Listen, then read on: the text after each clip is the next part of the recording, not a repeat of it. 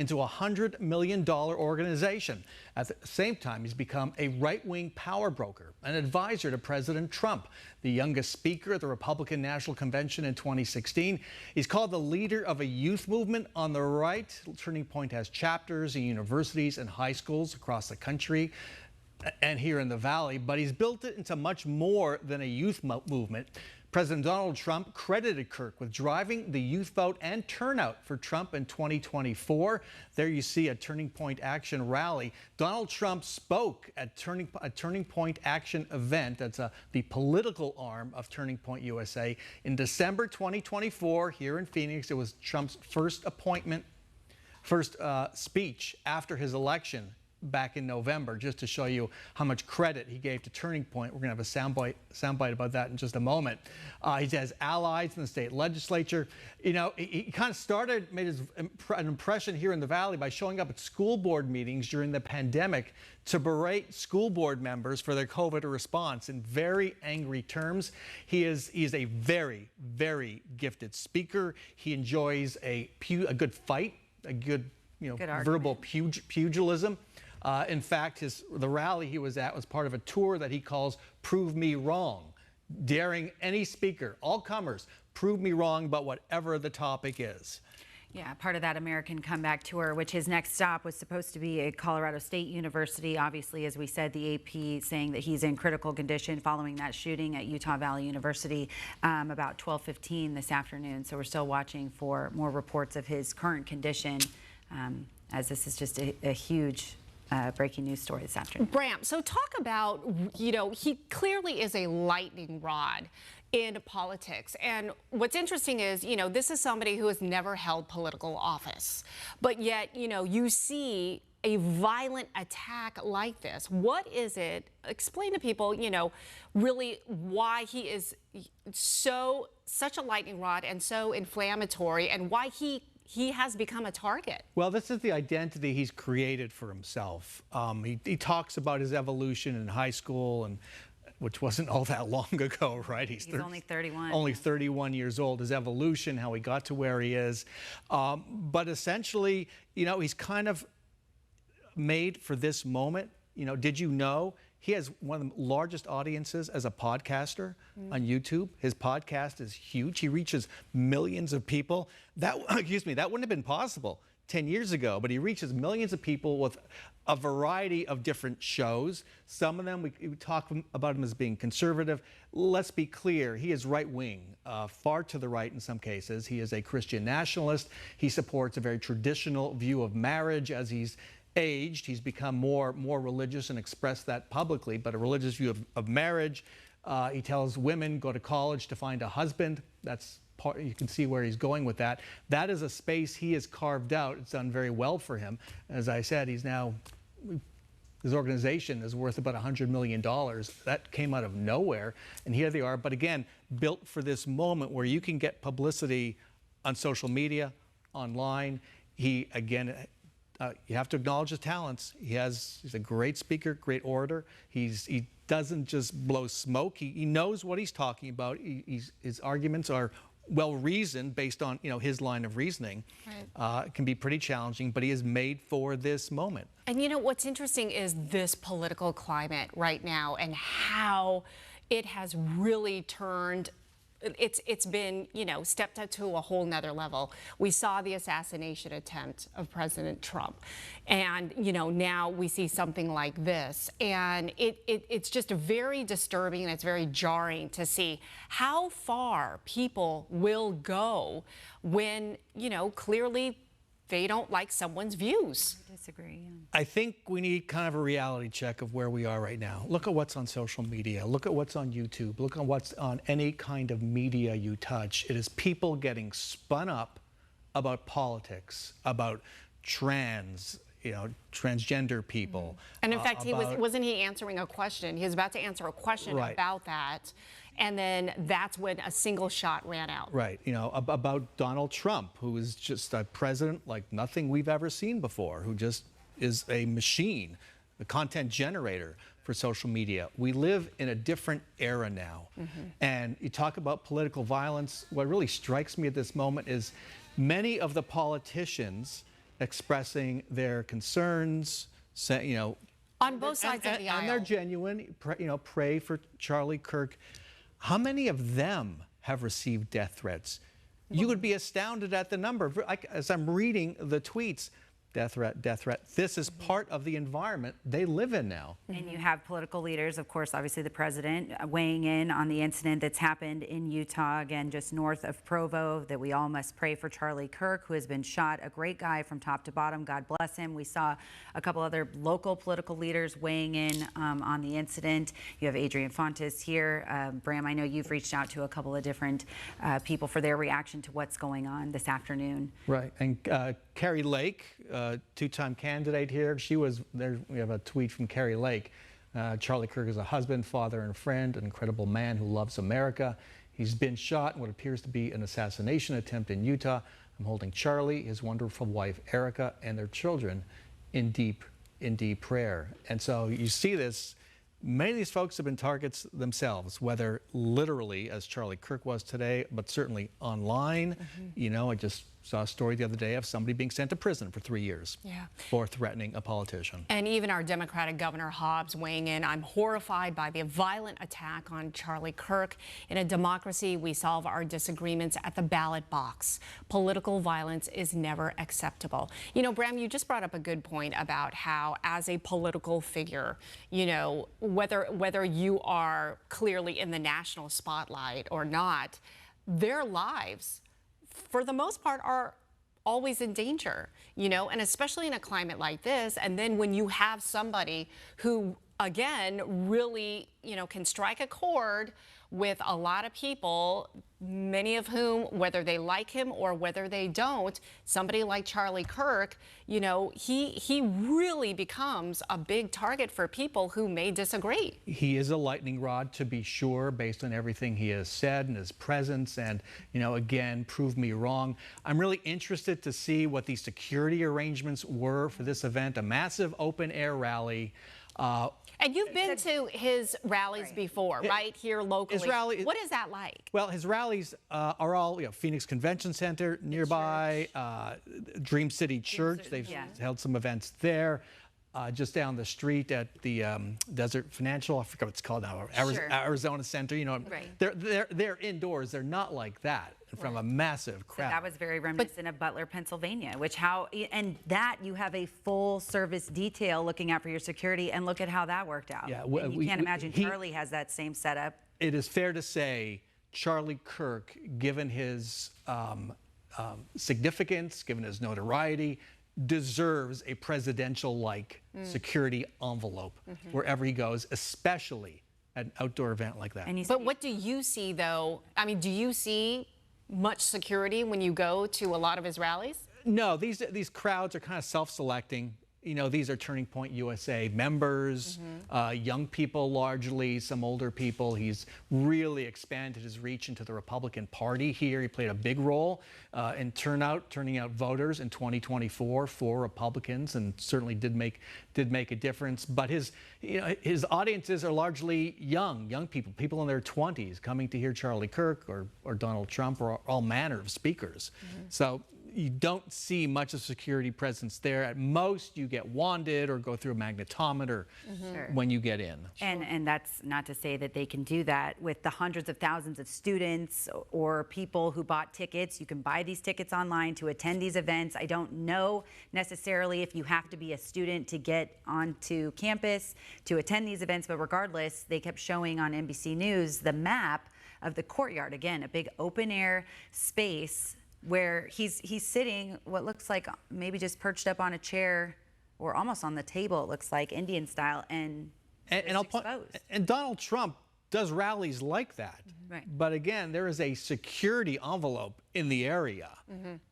And Naturally. sweeps. And I'll remind ourselves and our viewers, we don't know yet what security was like for this event. But certainly, as I said, he certainly has earned a pretty high level of security. And, he's in a position where he could pay for it.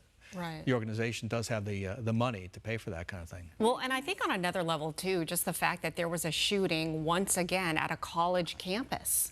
I mean, that is already disturbing in and of itself, and then you have something like this happen, a political event, which just heightens, the climate that we're living in right now, just on so many levels, how awful this is. I mean, look, people are spun up. They have easy access to guns. What more can I say? It puts you in danger when you do something like this, no matter who you are. Okay, we just got word from our producer that NBC News is saying that they actually do not have a suspect in custody, despite earlier reports that have said on multiple outlets that there was a suspect in custody. So again, these events unfolding, this happened just after 12 o'clock.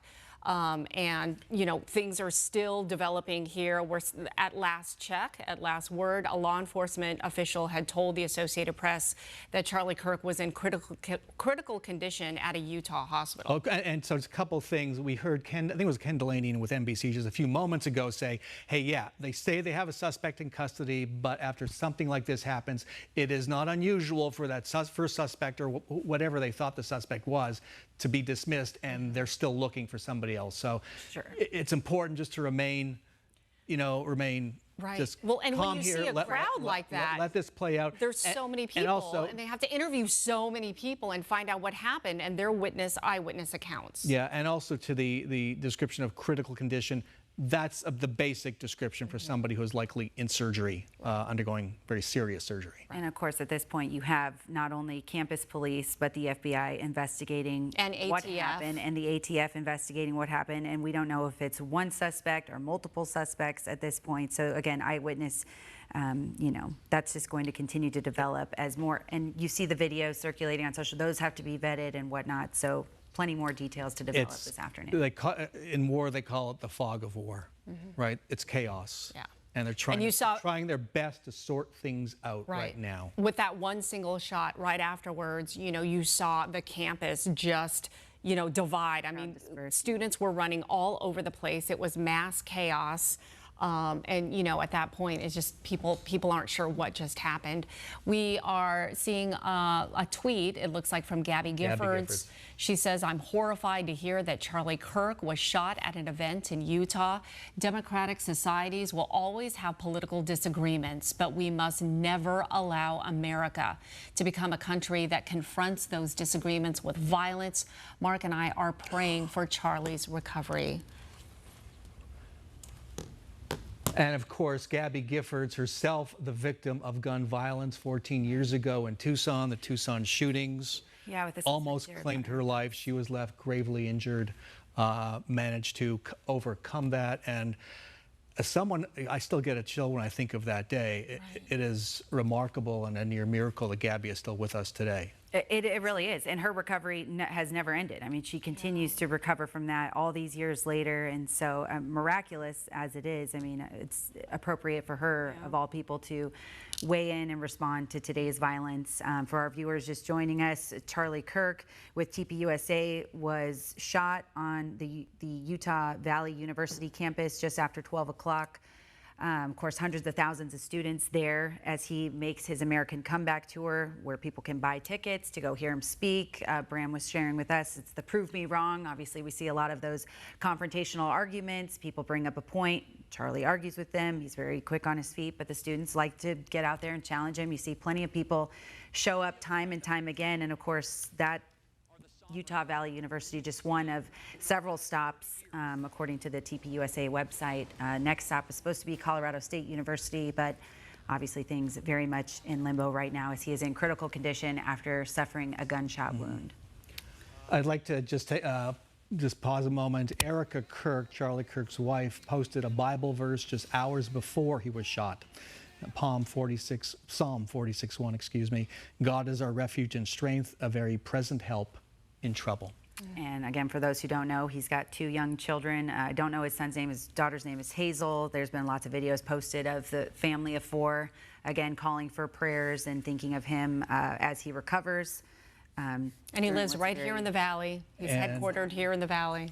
In South Phoenix. I have to tell you, there are reports on social media that Charlie Kirk has died. The Utah Speaker of the House, Mike Schultz, confirms his death. Other sources are reporting this. We have nothing official from Turning Point USA. All right. That's out there. I felt the need to put that out there. Okay. Speaker of the Utah House is a credible source, Right. but we But have nothing official. I was going to say, we Just to still... focus. You're seeing the same social media we are. Well, and as you said, so- the fog of war, there's a lot of things going on right now, a lot of details, a lot of developments and things that we're certainly going to follow. And as you said, people seeing the same things on social media, we're trying to vet that as quickly and as succinctly as possible. We will still, Yes. we will still wait for That's official out there, right. confirmation on his condition, but And typically NBC News will be our lead on that. Of course. Well, they were in special report for about an hour following the news. They broke into programming and were bringing us live reports from the scene, eyewitnesses weighing in on what they saw, the disbursement of the crowd, hearing those gunshots and being out in that public venue on the Utah Valley University campus this afternoon. All right. Well, we are coming up on the bottom of the hour, almost 1:30 right now. If you are just joining us, we want to let you know that Charlie Kirk, the CEO and co-founder of Turning Point USA, has been shot at Utah Valley University. That's in Orem. That's just north of Provo.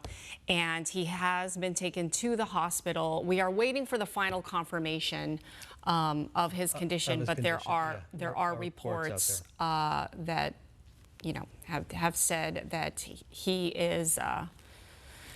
has passed. But again, we are going to still wait and hear final confirmation. And we're posting again President Trump's Truth Social post saying we must all pray for Charlie Kirk, who has been shot, a great guy from top to bottom.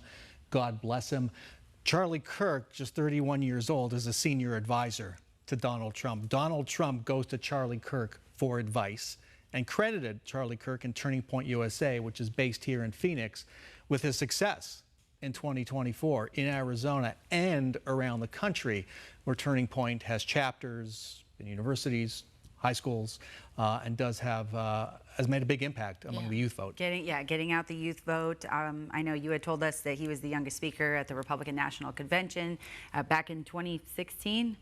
And it's just 2016, he would have been about 22 years old. Yeah, just an incredible impact in terms of influencing the younger vote and getting out there and answering questions or having those arguments with people who want to try and prove him wrong or what have you. Yeah, He really has a far reach. And just again to underline that, he's one of the most popular podcasters on social media. He reaches millions of people. That's, you asked earlier, daily.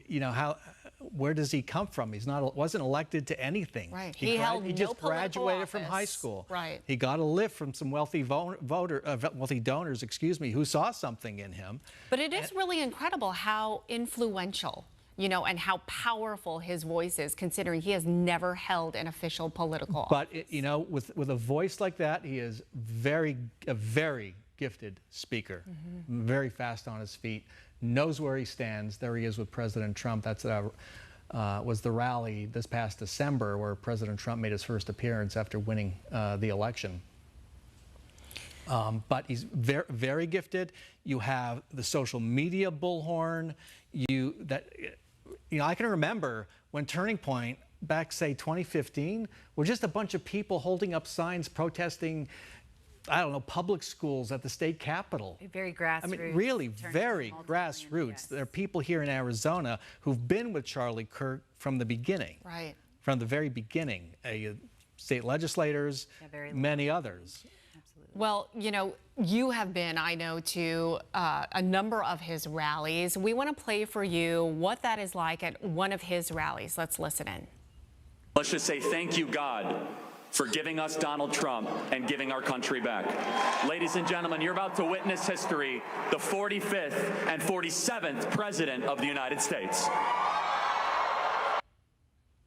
And as you were just saying, obviously a very strong supporter, a strong ally of President Trump. And to underline it, had the clout to get President Trump to make his first appearance post-election here in Phoenix. And it's funny that you mentioned the clout. So when we look at political activism in history, I mean, can you measure him up to anybody in recent history and in the past for this country who's been this influential. I mean, when we talk about influencers these days, you're not necessarily picturing Charlie Kirk, but the reach he has, the influence he has, and the impact is pretty unmatched.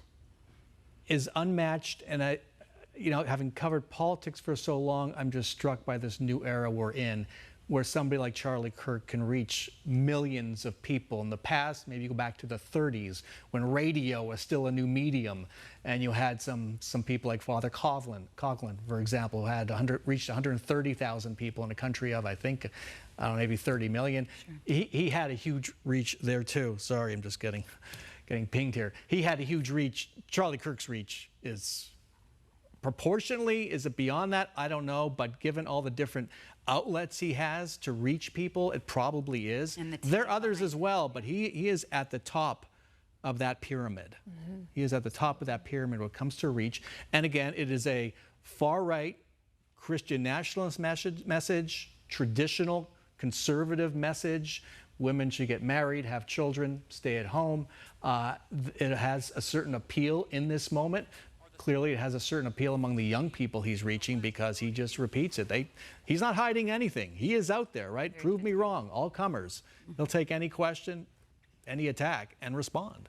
And especially, trying to get out the young vote. That has always, with every single election, that has always been, kind of an uphill battle.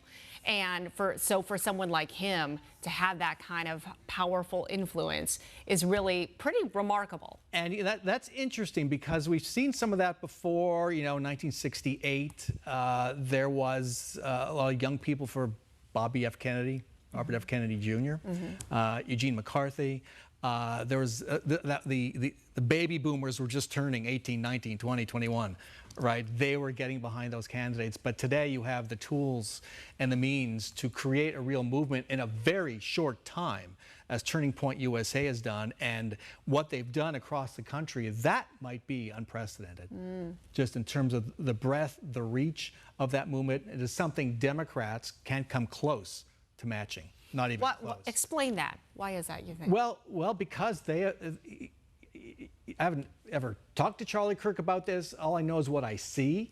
What I see is a very canny strategy of reaching into universities and even high schools to reach young people as they get maybe more politically conscious, or to give them a political consciousness and bring them over to his side as they're still kind of developing, their ideas. Yeah, because those are kind of, in a way, the formative years. Exactly. In the sense that, they're searching for their identity still, and in this political realm, what better way to reach them while they are searching, than in this collegiate environment, and right? He reaches or school environment. He reaches them where they are on social media. They have big conventions with very big parties that might look like a whole frat party, but he knows how to reach them in a way that nobody else is, right? Because the assumption is, they don't vote.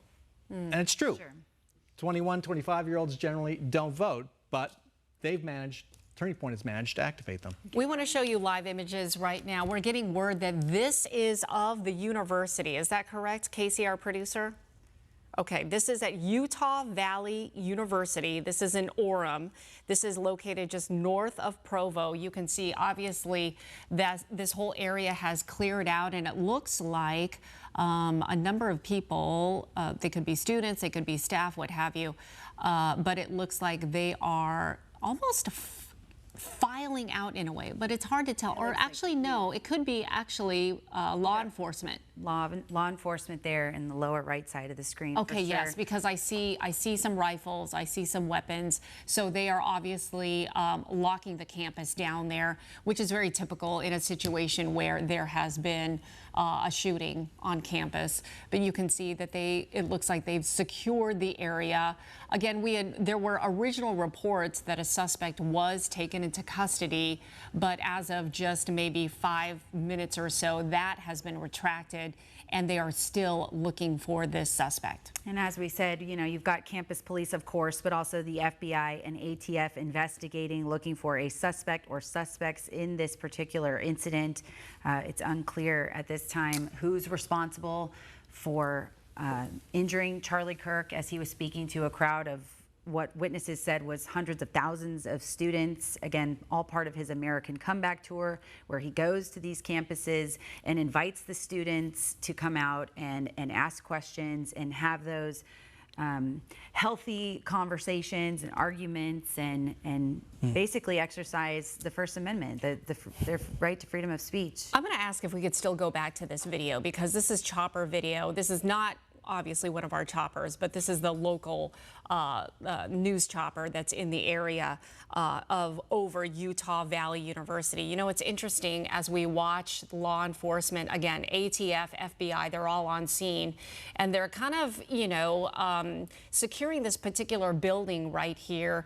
Again, we are still waiting for so many more details. We do know that there is not a suspect in custody, but it's interesting just to see them kind of line up against this wall and kind of near this corridor right here where the doors are, just to, you know, see what kind of activity is going to transpire here. And we're hearing from the Associated Press that Charlie Kirk is currently in critical condition, getting treatment at the hospital, which we were told, or rather NBC News reported, was about 5 minutes. From there, it was unclear if he was taken there in a personal vehicle or by ambulance. We're not sure about that, but he is currently in critical condition, according to the Associated Press at this time. And getting back to the security question, it wasn't clear to me from that big, wide shot of the site that there were security precautions in place. It didn't seem, and even if there were, it seemed like there was way too many access points for there to be even metal detectors in place at each entry point. And again, they are going in right now into this particular building. We see law enforcement entering the building. At first they were kind of weapons at the ready. Right. At first they were kind of just standing by, and then it looks like they've got the clear to go inside. And you've got to wonder if there are students inside that building, if that's residential, what role that building plays on campus, if there are students in there or staff at this point. Yeah, in a situation like this, you know, you just don't know. This is where a law enforcement official, their insight would be greatly helpful. But whether, you know, the students are still in there or, you know, in a lockdown situation, or if they've cleared the campus, that's the thing that we don't know. Wow. But it doesn't look like, I mean, from this vantage point, which is very small here, we haven't seen any students at all. It is just pure law enforcement making their way into this building one by one. I think at this point, the only thing we do know is that Charlie Kirk was shot, right? At this point, Well, law enforcement absolutely. may not know. You know, it's a confusing situation, often getting tips. It's a very tactical entry. I mean, that looks like Yeah. something you'd see during a training procedure, that this is how we're going to go in and perceive, you know, if there's a perceived threat, we're going to be ready and signal to each other. They may have to go building by building. Which usually is the case, you know, when it comes to a shooting on campus. They kind of lock it down, you know, because we've covered these before when it's happened here locally, especially.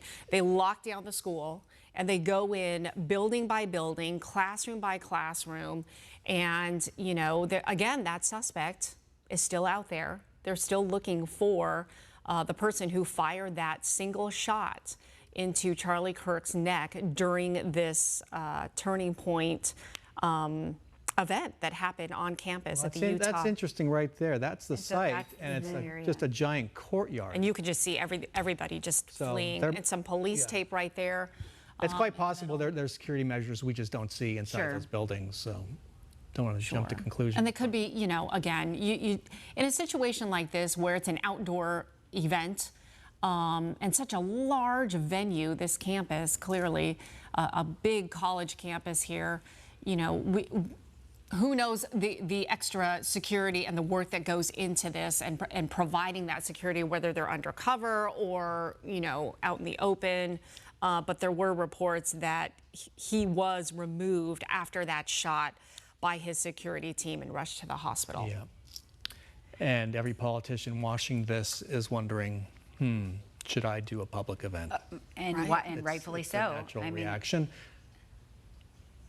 All right, we are standing by right now for an NBC special report they will be breaking into this newscast at really any moment right now. And just for our viewers too, as we said, you know, Charlie Kirk and Turning Point USA is headquartered here in the Valley, and we do have a crew on our way to their headquarters to see, you know, what we can find out, not only about how he's doing, but of course his family, his team, that grassroots effort that has now spawned into making him this incredible, not political figure, but figure, influencer. And so we do have a crew heading that way. We also have a crew looking into the security detail and what something like this would call for on any of these universities. As we said, his next stop on the American Comeback Tour was Colorado State University. And Charlie Kirk was a presence, or has been a presence, here in the Valley. You know, they have an alliance with Dream City Church, a mega church up in far north Phoenix. Several events have been held there. Luke Barrett, the pastor, I believe, is close to him. Held several campaign events for Carrie Lake. Their political arm, TP Action, did that. And even Donald Trump spoke there at the height of the pandemic. In June of 2020, they held a rally there. We just want to point out to our viewers right now that this is a ground shot. Earlier, you saw some aerial shots from a chopper, but this is a ground shot of the university here at Utah Valley University in Orem. You can see a massive, massive presence here from first responders. You've got the local fire trucks there, City of Orem, those firefighters there, along with law enforcement, ATF, FBI. They are all there swarming the campus, again, trying to find this suspect. But you can see just, you know, how serious this is and what a massive presence this is. Here's a special report from NBC News.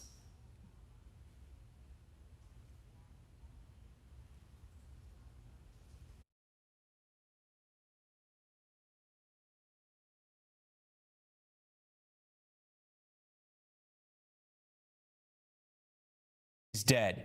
No one understood or had the heart of the youth in the United States of America better than Charlie. He was loved and admired by all, especially me, and now he is no longer with us. Melania and my sympathies go out to his beautiful wife, Erica, and family. Charlie, we love you. This is also important. The school is now saying there is no suspect in custody after they previously said that one was. Charlie Kirk, as you see here, was speaking at Utah Valley University earlier this afternoon. He had just started to take questions to debate some of the people who had come to watch him speak in this amphitheater. There were thousands of people there. Within a few minutes of him answering the second question, eyewitnesses heard a gunshot and then say they saw him recoil back, blood coming out of his neck or his chest. Thousands of people there, everyone ducked down and then started to run out and scramble. It is unclear exactly who shot Charlie Kirk, but if you are not familiar with him, he has become a very powerful person on the right when it comes to the political spectrum. He started Turning Point USA, which is an organization that has supported President Trump in both his campaigns, all three of his campaigns, I should say, and Charlie himself spoke at both Republican conventions. A very young activist who's gotten so popular with podcasting, on social media, a massive presence. And one of the things he does is he goes to college campuses, and you see it right here under the tent. Prove me wrong, prove me wrong. He asked to debate college kids across the country. Obviously, he comes from a conservative side. He is a staunch supporter of President Trump. He worked with the president's son, Don Jr., and has carried the MAGA mantle all across the country and through various campaigns, and has become really one of the most powerful non-elected people in the Republican Party. I want to bring in our Chief Justice and National Affairs correspondent, Kelly O'Donnell. And Kelly, just earlier, I think this year, Charlie Kirk was speaking with California's Governor Gavin Newsom on the podcast. People from across the aisle today saying they are praying for Charlie Kirk. And this is stunning for so many reasons, but yet another political assassination in America. Our nation's history has been stained by the blood of assassinations, generation by generation.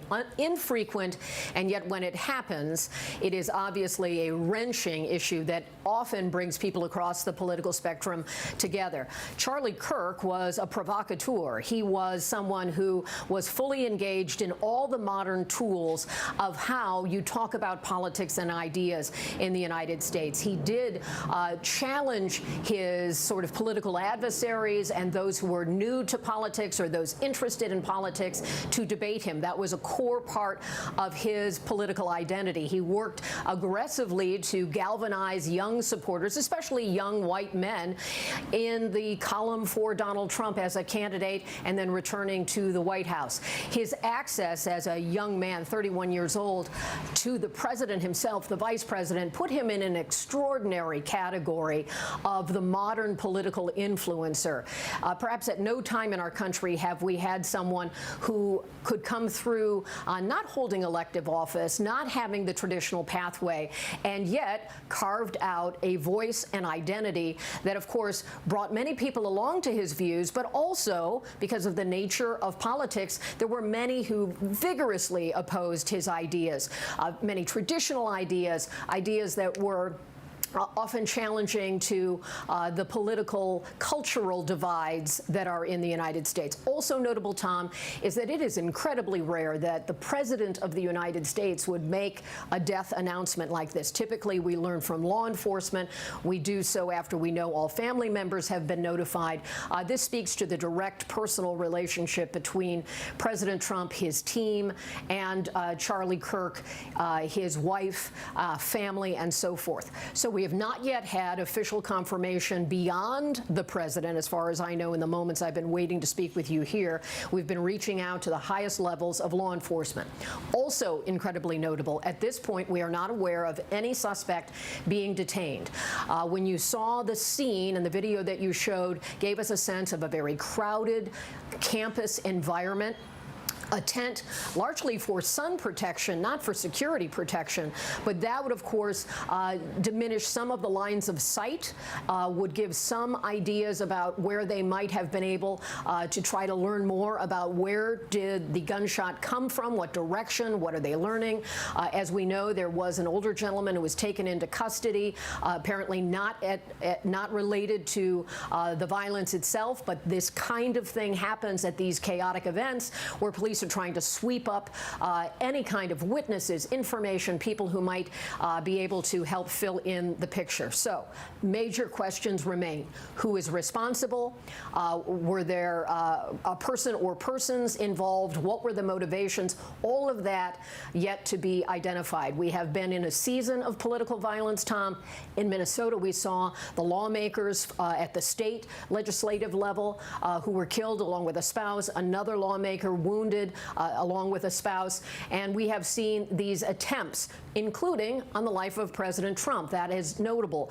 Separately and unrelated, the trial is beginning, the jury selection phase for one of the assailants, Ryan Ruth, in the Florida case involving an attempt on the life of President Trump. And then, of course, the Butler case where the president was injured, but others were killed and severely injured. So in the case of Charlie Kirk, what a remarkable and tragic moment in our political life, that someone who engaged, exercised his democratic rights, both encouraged and provoked those to share ideas, and violence has apparently taken his life, according to President Trump. Tom? Yeah, you know, Kelly, we have covered politics, you and I, for a while now, and I don't know if we have seen, as you described it, a season of political violence like this, starting in Butler with the assassination attempt on President Trump that came so very close, just inches away, as we all saw in the photos and the video, and as the president has described, a second assassination attempt on his life. What happened just recently in Minnesota with those lawmakers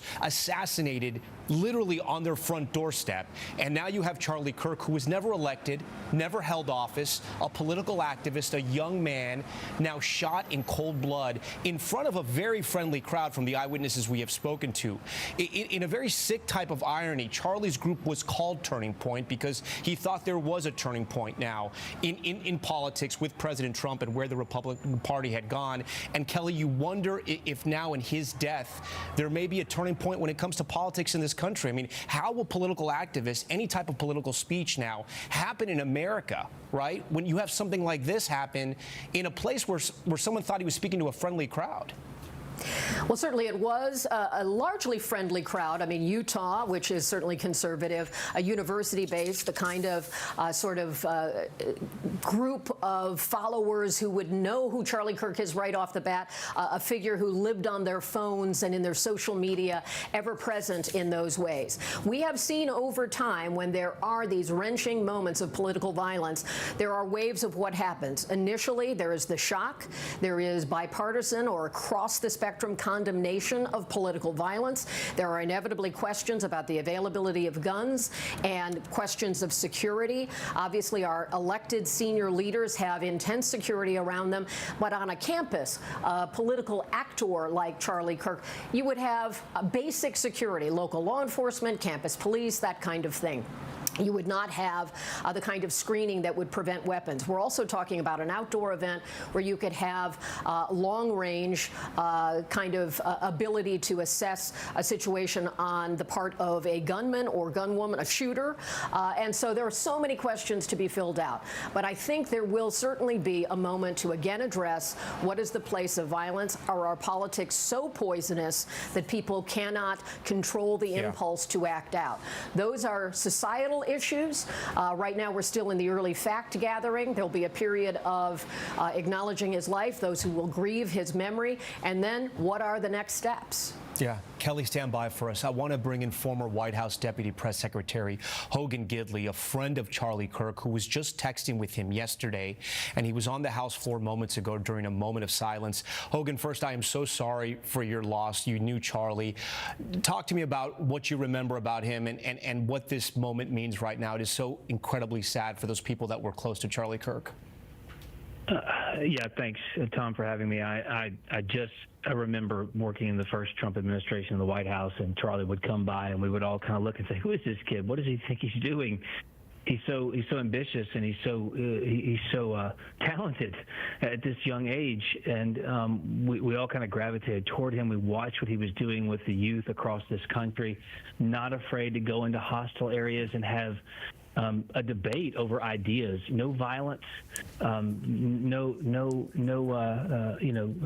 altercations other than verbal, because that's what the country is all about, disagreeing. And he built a brand, he built an entity, he built a movement based on the ability to come together and have these sensible, honest conversations with statistics, with data.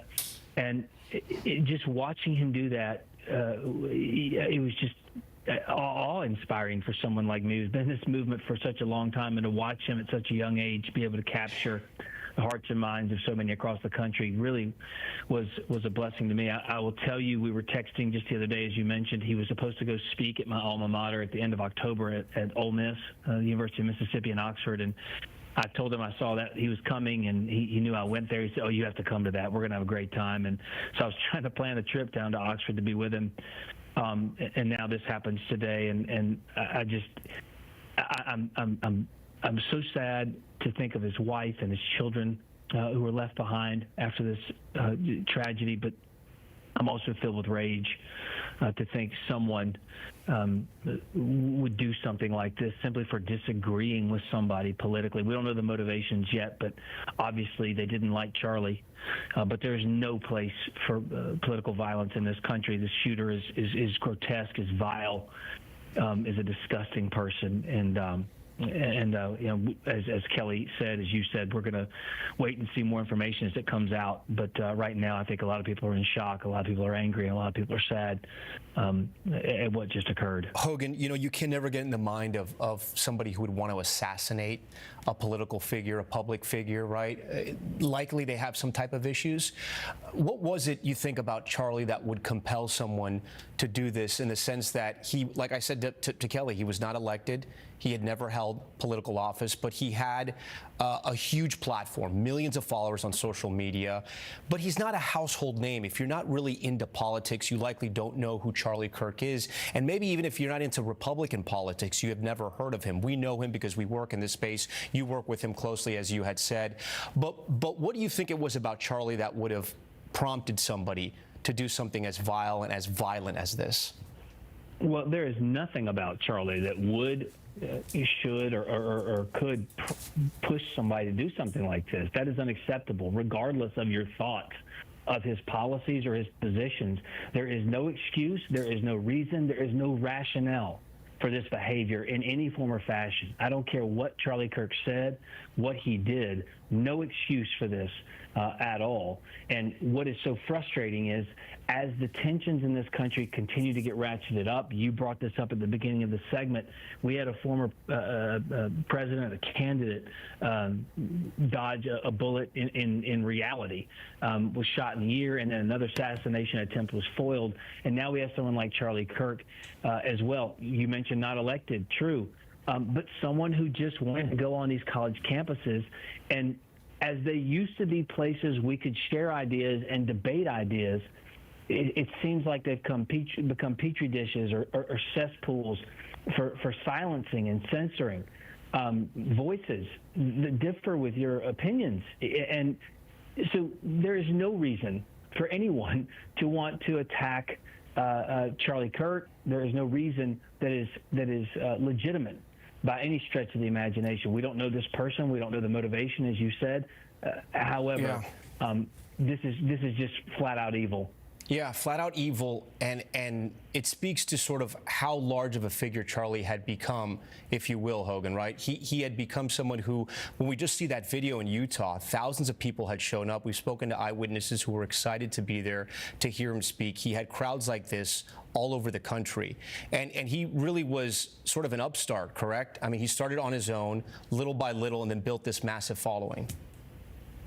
Absolutely, and any one of his many events in a given year were can't miss for so many youth across this country who are looking to get into politics, who are interested in conservative causes or ideology, wanting to learn more.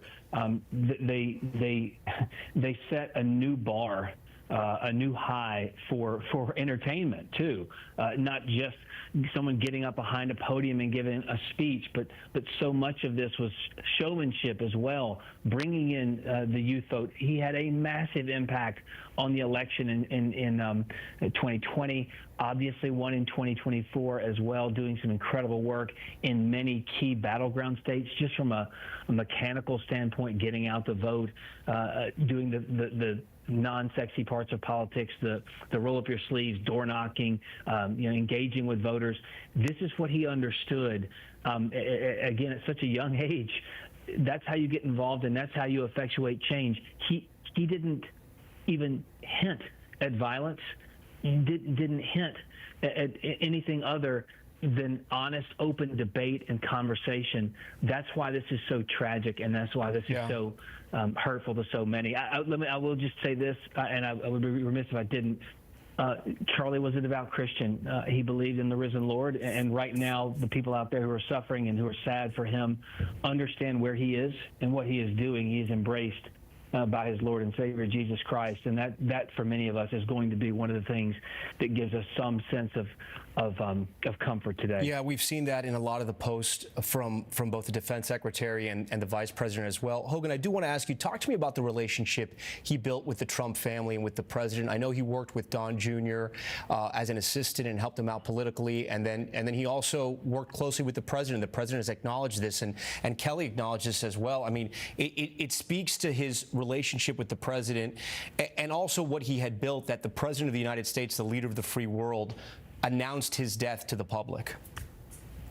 Well, the president and Charlie were very close, in large part because the president is about getting results. He is about seeing the fruits of labor actually coming to work and getting things done. And Charlie provided that. He would always ask Charlie about the pulse of the young people in this country. What are you hearing? What are you seeing on the road?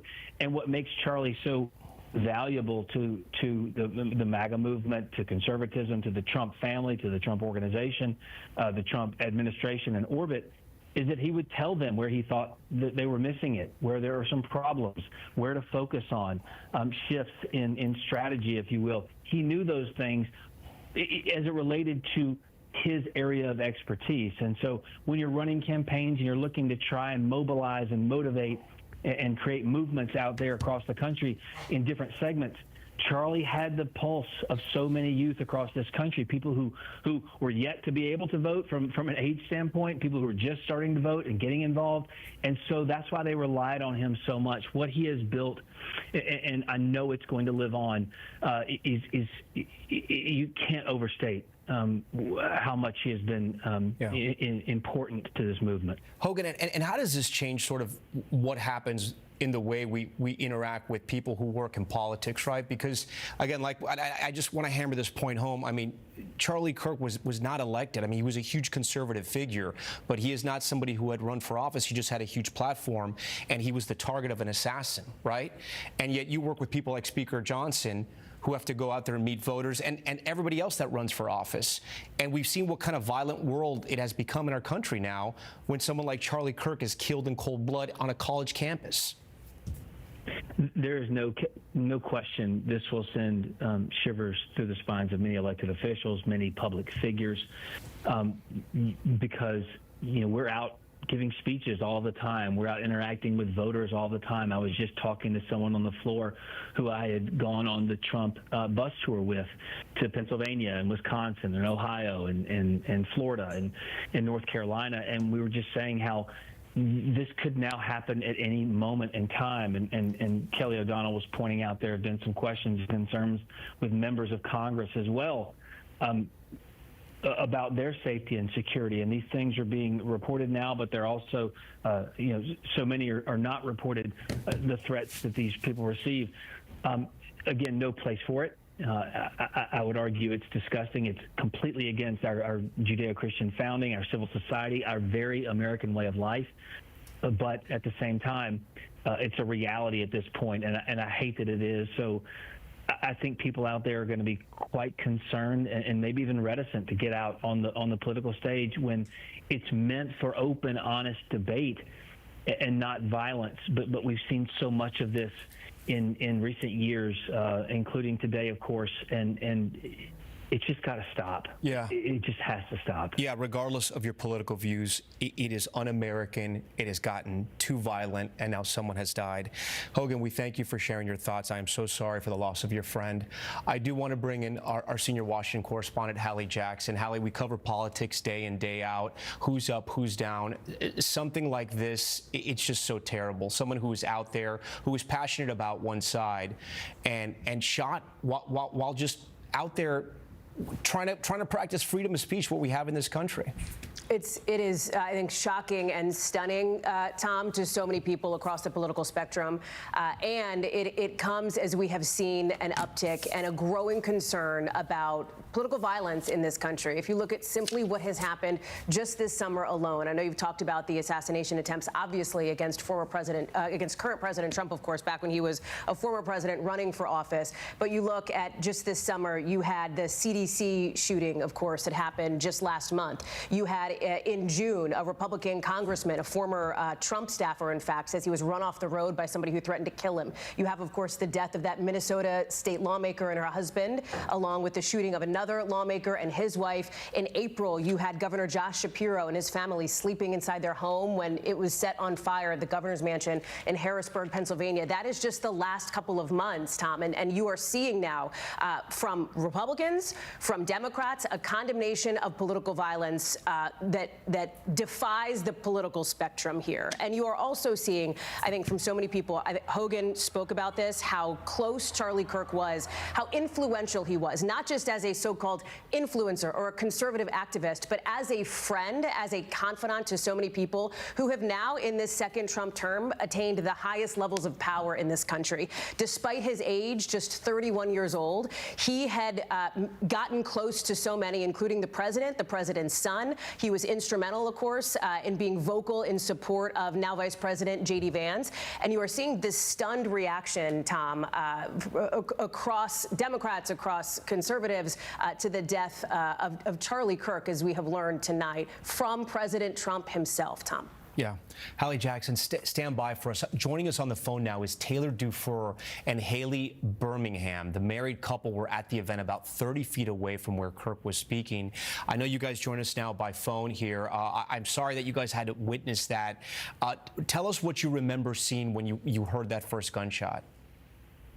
Hi, thank you. Me? I'm sorry, guys. Are you there? Taylor and Haley? Yeah, we're here. Yeah, we're here. Sorry. Again, I don't know if you were able to hear me. Tell us what you remember seeing. Did you hear the gunshot? Yeah, we did. We heard the gunshot and people just started dropping, and so my wife, my biggest concern was getting her down and laying on top of her. I looked over and saw him as he was falling out of his chair, and I saw the blood coming out of his neck. And it was just, people panicking, kind of chaos. But everybody worked together. Everybody kind of came together and was, what can we do to help everybody and get everyone safe? Taylor, I don't know if you heard, but the president announced that Charlie Kirk has passed away. Knowing that you went there to see this event and then kind of witnessing that, what are your thoughts tonight? Well, it's just sad. Honestly, it makes me very angry. I do get very angry about it, that somebody could have this much hate inside them as they want to take somebody out of this world. And, it's just sad as well because our world is so divided at the moment. And I feel like people just need to get along. And, he was trying to help. He was incredible. Charlie's freaking amazing. Our kids love him. Everyone around here loves him, The crowd that was there, everybody was so happy and fun and having such a good time, and it's the kind of people that he drew, and for it to turn into what it did is just sad. Haley, what do you remember seeing or hearing when you were there with your husband? I just remember the pop and everyone looking around questioning the same question and I was questioning if that could have been a real gun. Kind of sounded like a louder version of a pop gun. And then there was like a more military stature looking man in front of us and he was pushing people down saying, everyone get down, that's a gunshot. And then the next thing you know is you're just trying to look for your exits and he's saying to stay down, but do you run? Do you stay down? Do you crawl? You don't know what to do. Yeah, it's terrifying. I'm sorry you guys had to go through that today when you just went to go, hear somebody speak. When the gunshot rang out, they're saying it was from 200 yards away, which is pretty far away, in a different building. For people that aren't familiar from where this happened, the place where they're saying the shot came from, is that somebody where they could have sort of been hidden, maybe incognito or just sort of covered and then gotten a shot off? Because I asked you this because they're still looking for the suspect. Initially, they thought they had a suspect, but now they're still looking for a suspect. So there's like a causeway, like a walkway from building to building, and there was a lot of people up top. And that would be where somebody probably could have been. It sounded in that area. And I don't see how anyone in the crowd, everyone was shoulder to shoulder. I don't see how anyone would get away in a group like that if it was in the crowd. So to me, it sounded about 60 feet away. I instantly looked to where I thought it was, and it was, I would say, about 60 feet in about the more top area, but middle of the crowd. And I didn't think it came from up top, but with knowing that he hasn't been caught yet, he had to have been hiding. We're living in some sort of very violent times, whether it be mass shootings or these political assassinations and assassination attempts. Did you guys know what you were witnessing when it happened, or was it all just so strange? Yeah, I think we knew instantly because everyone around us kind of stopped, looked at each other, wondered if it was real, and then dropped to the ground. And we kind of talked about it on our way there, that he's super brave to not have like a bulletproof glass in front of him, and not in Utah. No way. Utah's respectful. Like, that would never happen. So you even acknowledge that. That's incredible that you guys acknowledge that, because you thought, hey, what can happen, the times that we're living in, and he's out there speaking to these people, and then this happens. Yes. We didn't think that, not in a million years, it would happen, let alone in Utah. Yeah. It's very sad. It's angering. We've got to come together and love each other and listen to each other. Like Charlie, he never yelled at anyone in anger or made them try and believe his opinions and his facts. He challenges people to listen and learn. That's what we need to do. Haley and Taylor, we thank you for talking to us. And again, I'm sorry you had to witness that today. I want to bring in our national law enforcement and intelligence correspondent, Tom Winter. Tom, rightly so, when we were reporting this out, we mentioned that there was a person in custody, that the school had said there was someone in custody. There were social media videos of somebody that was being handcuffed. NBC did not put that image out because we had not verified it. Now it turns out that the suspect is still on the run. What do we know?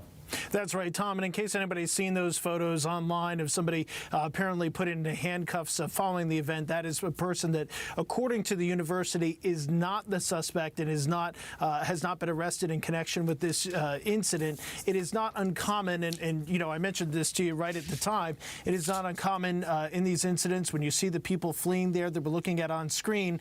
In order for people to be put into custody, if somebody says, "I think that person did it," that somebody might make a statement, might say something, and so that's something where it is not uncommon to, like I said, see somebody be placed into custody. We've seen that with other shooting incidents, other attacks, and then it turns out that that person had no connection to the event. As far as where the investigation stands now, we have been reaching out to the FBI and law enforcement officials in Utah. Still no confirmed information from them as far as who they might be looking for. The governor of Utah, Spencer Cox, putting out a statement just a while ago saying he just got off the phone with President Trump and working with the FBI and Utah law enforcement. They're looking forward to bringing to justice the individual responsible for this tragedy.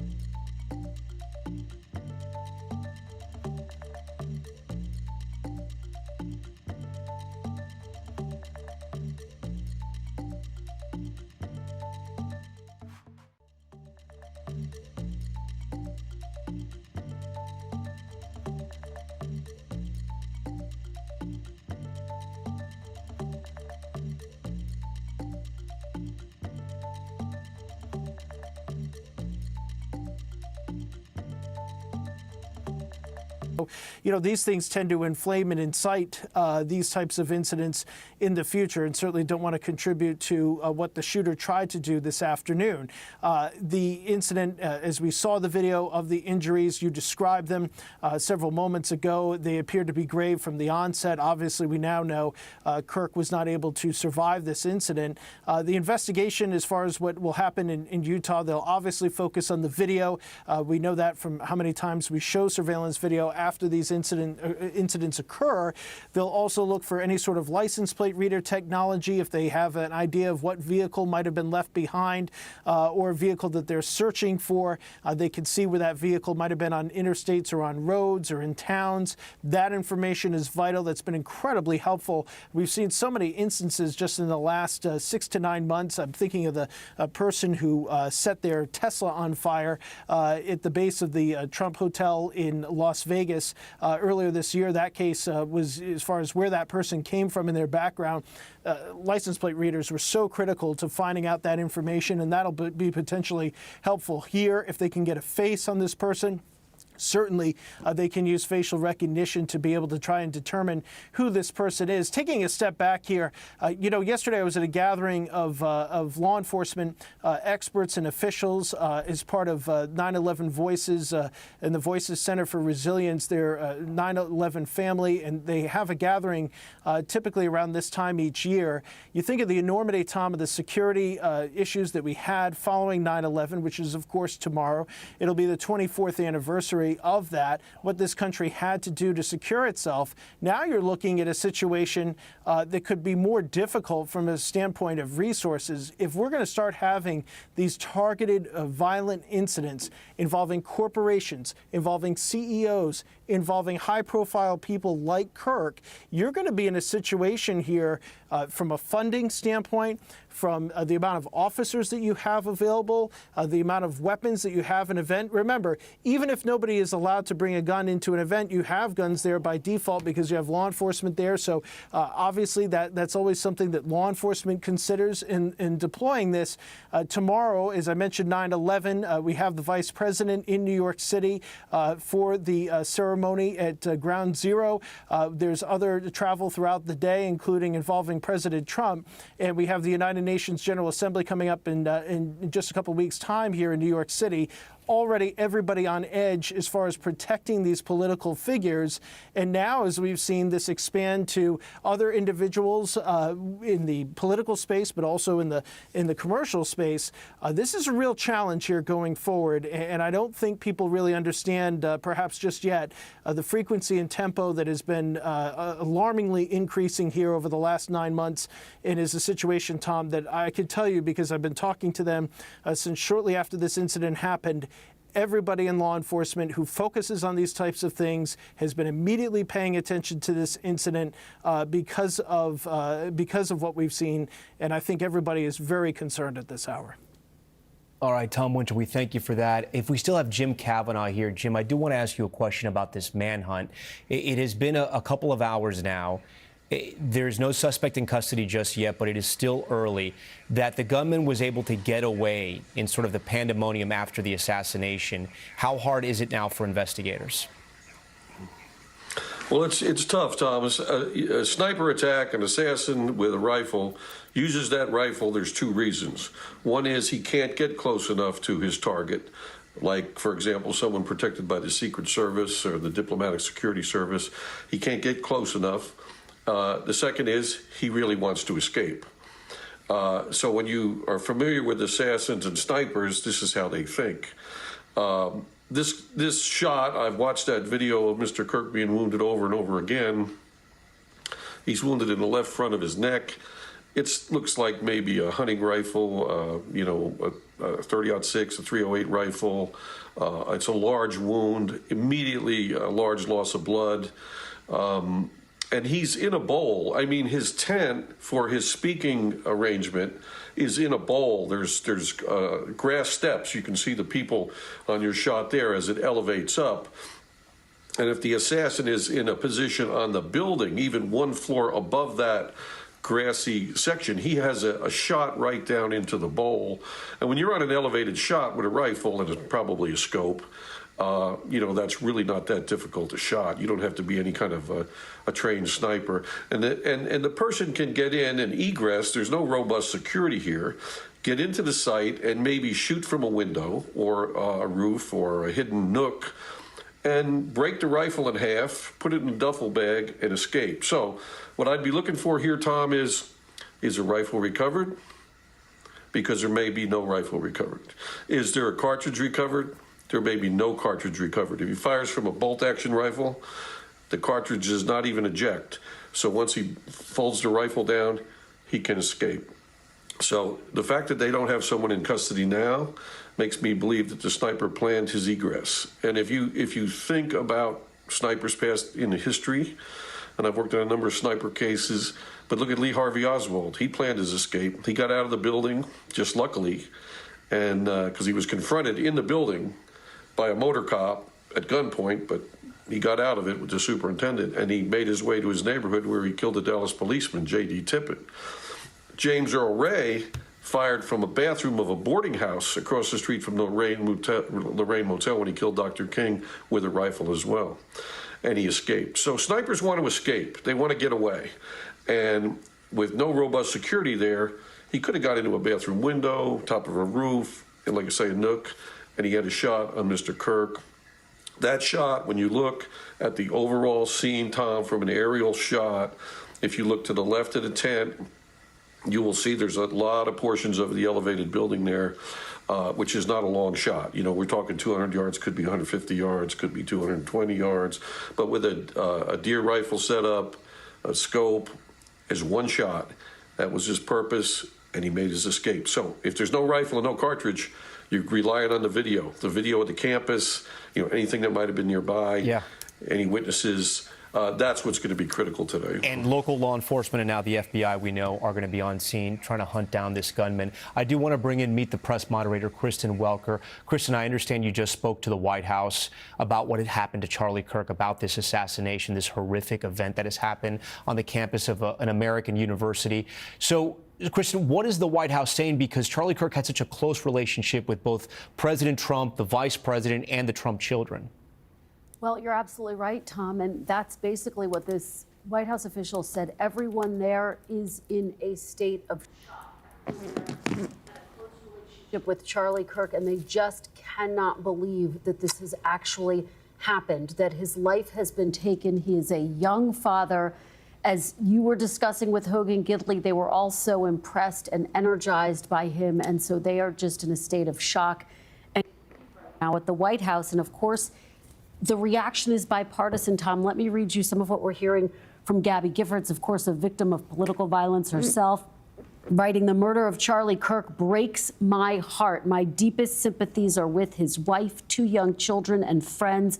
Democratic societies will always have political disagreements, but we must never allow America to become a country that confronts those disagreements with violence.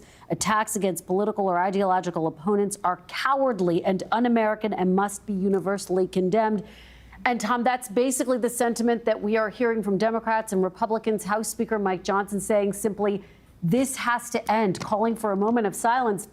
The question, though, and you were discussing this with Kelly O'Donnell earlier, is what happens now? What can lawmakers do? What can we all do as a society to prevent these acts of political violence? Because they are increasing. The fact that you had these assassination attempts against President Trump when he was running for office, the fact that you have these assassinations of lawmakers in Minnesota has just rocked the political world.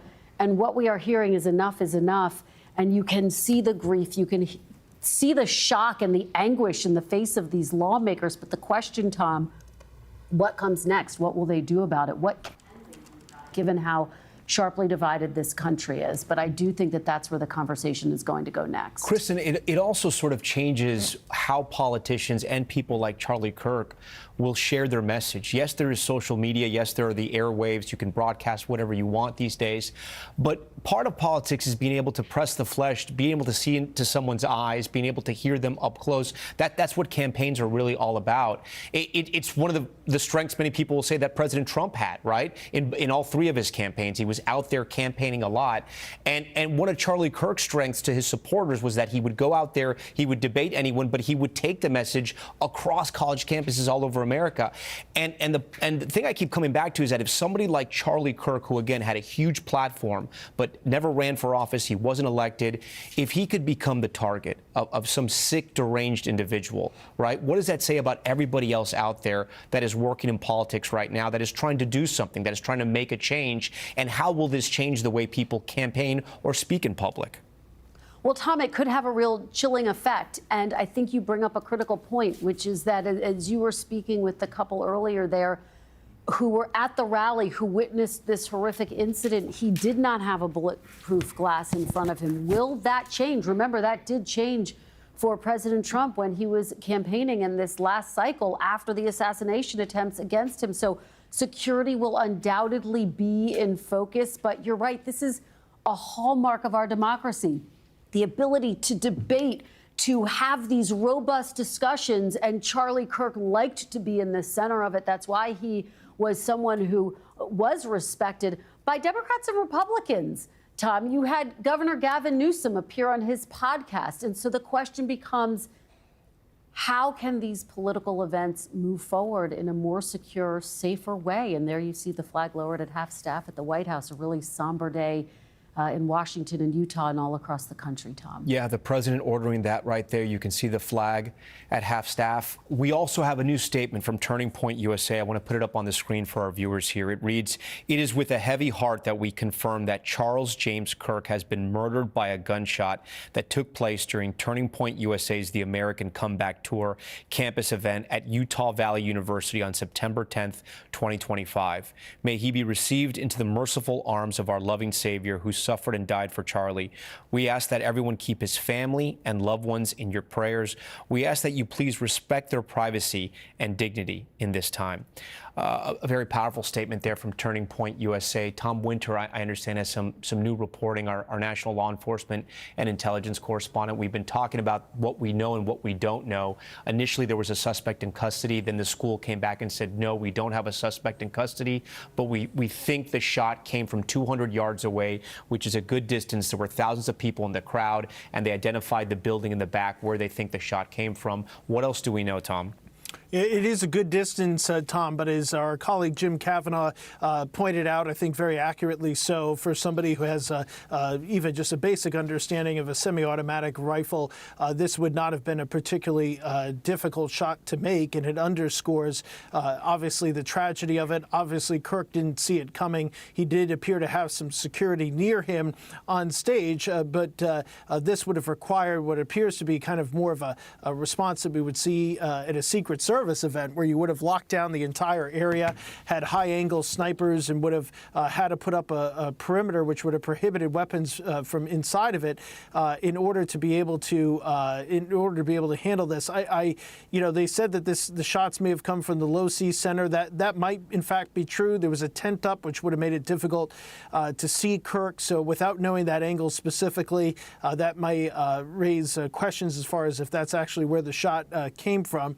But assuming the initial information is true, as I mentioned, it would not have been a difficult shot for whoever did this. Clearly did it in a way not to be initially detected, as Jim alluded to, and is now somebody who, as of last reports, appears to be on the run. As you can imagine, I keep glancing down because our phones are constantly buzzing here as we're tracking down various pieces of information and trying to corroborate information. But our latest reporting is that there is not an individual in custody, that law enforcement is still looking for somebody. This is going to be Utah law enforcement investigation first. Certainly could have a federal nexus. The FBI, according to its director, Kash Patel, is on scene, Tom. Yeah, Tom, before you go, it was a good point. If we bring that map back up, the point you make about where this gunman may or may not have been, because if they were up on that roof, they would have been at an elevated point. Remember, the amphitheater was sunk down and they had that tent. So, of course, they're going to be investigating this center as well, looking exactly where the gunman was posted and how they got away. And you got to think this area likely might not have been canvassed because Charlie was not an elected official. He was somebody who was coming there to talk. All right, Tom, thank you for that. This concludes this NBC News special report. We're going to come back on the air again when officials in Utah hold a news conference. We'll have more ahead tonight, of course, on Nightly News. I'm Tom Llamas. We thank you for watching.